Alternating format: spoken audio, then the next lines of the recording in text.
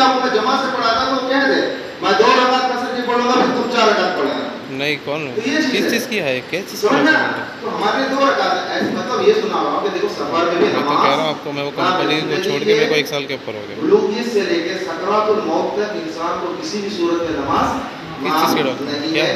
کچھ ہمارے لوگ ہیں ہمارے سلسلے میں ذرا وہ پڑھے سے نہیں پڑھے اللہ معاف کرے کیونکہ وہ بولتے تھے نماز معاف نماز کیا بھی نہیں جی نہیں کچھ ایسے ہیں ہے نا ایسا نہیں. اور بہت سے بھی واپس بہت کا واسطہ نہیں ہوتا ہے اب سنے کہ دیکھے نہیں آپ نے بہت کا مجھے واپس بھیج دو.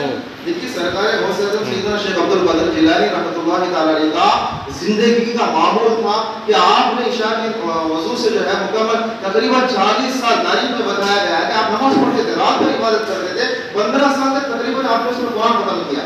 یہ معاملہ تھا یہ خالی 5 وقت کی فرض کی نہیں. ہمارے بزرگ کیا ہے معلوم فجر کی نماز ہے کی فجر کے بعد چاشت آتی اس کے بعد اشراق آتی اور اس کے بعد مغرب تک اوابین آتی. یہ 5 فرضوں کے بعد اوابین پھر صلاۃ اللیل صلاۃ تہجد کے لیے کھڑے ہوتے تھے.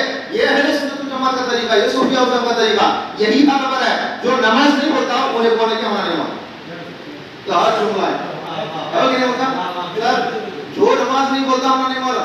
حضرت بولتے ہیں بہت سے پہ مفتی پیر دہر رحمۃ اللہ علیہ کیا ہوتے بازار میں جا رہا تھا بڑی تکلیف مسئلہ کر رہا تھا ایک دم میں نے کہا کیا ہے روشنی آ گئی روشنی پھیل گئی. اب بولتے ہیں سیرت غوث اعظم میں لکھا ہوا ہے کیا فرماتے ہیں روشنی آ گئی دیکھ کر پریشان ہونا کیا ہے اور آواز آنے کی جسم سے اے عبد القادر ہم تیرے عبادت سے خوش ہو گئے ہم نے تجھے نماز پڑھا کر دی.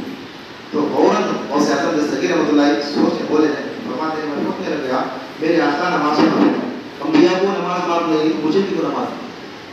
تو اس وقت سرکار وجہ فرماتے ہیں کہ کیا ہے یقیناً تو موجود ہے نماز مجھے کیوں معاف ہوتی ہے بلکہ آپ اس کو پر لعنت بھیج دیں یقیناً تو شیطان ہے بولے. تو اس وقت نے بولا ہے معلوم الگ اس تیرے اس مقام کو پانے کے بعد کئی 70,000 صوفیوں کو گمراہ کر دیا تجھے پھر علم نے بچا لیا ہوا شیطان پھر بولے کہتے لا حول ولا قوت مجھے تیرا علم میرا علم نہیں بچا بلکہ مجھے میرا اللہ بچا رہا ہے.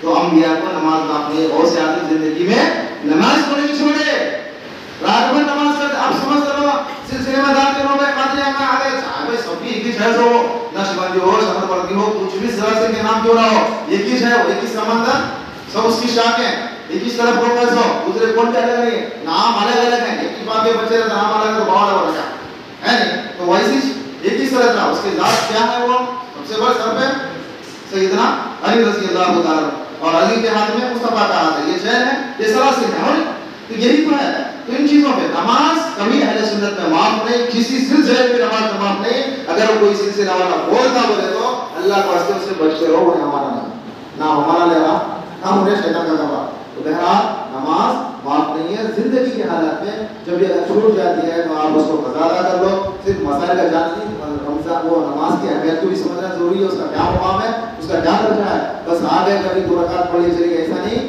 5 وقت نماز ہر مسلمان مرد عورت پر فرض ہے.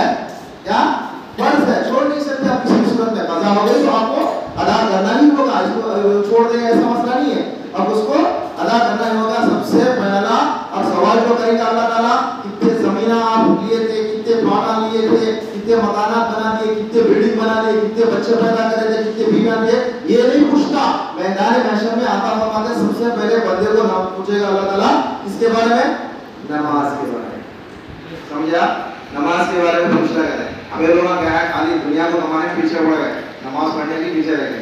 بہرحال نماز کا یہ مقام ہے. نماز قبر میں آنے والی ہے اور دنیا میں بھی جو ہے اللہ کی رحمت اس پر نازل ہونے والی ہے نمازی کے اوپر اور قبر میں بھی حشر میں بھی ساتھ آنے والی ہے. انشاءاللہ نماز کا ہم اہتمام کریں دعا کیجیے اللہ تعالیٰ مجھے بھی نماز کی پابندی کرنے کی ہم سب کو نماز پابندی کرنے کی توفیق عطا فرمائے. جو بھی وسوسے کی وجہ سے ہمارے نمازوں میں